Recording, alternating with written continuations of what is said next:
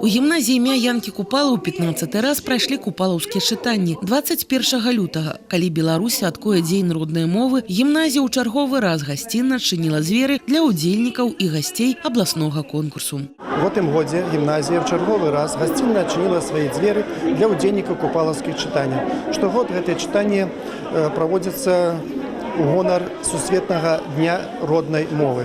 Мы, беларусы, таксама гэта свята павінны адзначаць. І добрая традыцыя, што ўжо в гэтым годзе 15-й раз на базе гімназіі праходзяць такія чытанні. Спачатку яны былі раённымі, а ўжо больш за 5 гадоў яны з'яўляюцца абласнымі адкрытымі чытаннямі. Гэта мерапрыемства не столькі нейкі конкурс, як сапраўднае свята беларускай мовы, свята беларускай культуры. Грамадзянскасць трэба падтрымліваць, што мы і робім.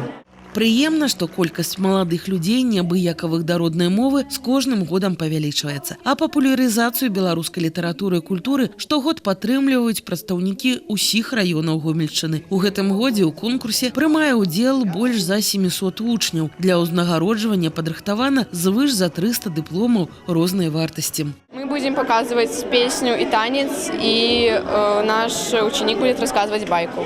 Но мне кажется, белорусский язык нужно изучать хорошо, потому что мы живем в Беларуси, нам нужен этот язык.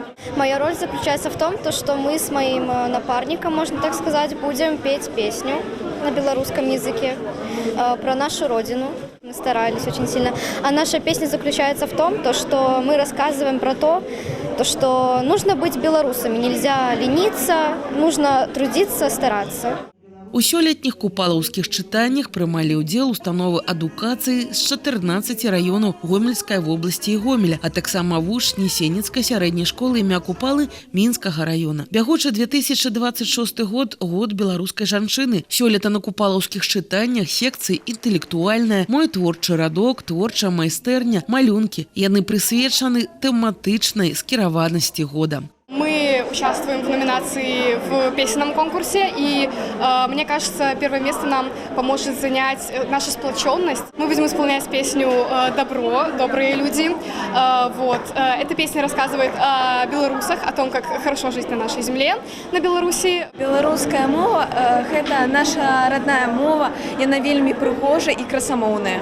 Ей вельмі трэба ведаць, гэта наша родная мова. Без яе мы ніхто.